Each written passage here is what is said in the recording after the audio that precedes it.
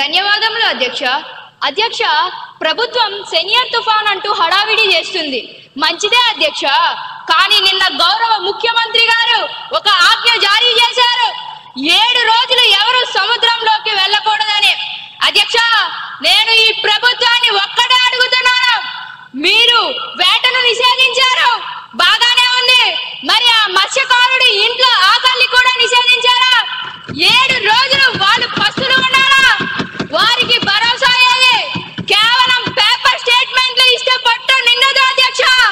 మా డిమాండ్ ఒక్కటే, ఈ రోజు సాయంత్రం లోపు ప్రతి మత్స్యకారుని ఖాతాల్లో, ఈ రోజు సాయంత్రం లోపు ప్రతి మత్స్యకారుని ఖాతాలో. సరే మీ సమయం అయిపోయింది. మంత్రి గారు సమాధానం చెప్తారు.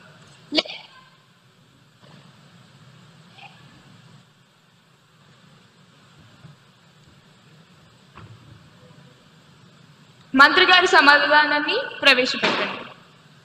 అధ్యక్ష, అరుచుకోవడం కాదు అధ్యక్ష, వినండి. మీకోసం కాదు, ఆ మత్స్యకారుల కోసం చెప్తున్నా.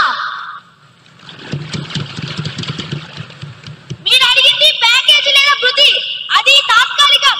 నేను ఇవ్వబోయేది శాశ్వత పరిష్కారం. రాసుకోండి రికార్డుల్లోనే. ఇది నా స్టేట్మెంట్. ఇకపై తుఫాను హెచ్చరికల వల్ల ప్రభుత్వం ఎప్పుడైతే వేటను నిషేధిస్తుందో ఆ నిషేధిత రోజుల్లో ఉపాధి హామీ పథకం 10 దినాలుగా పరిగణిస్తాం.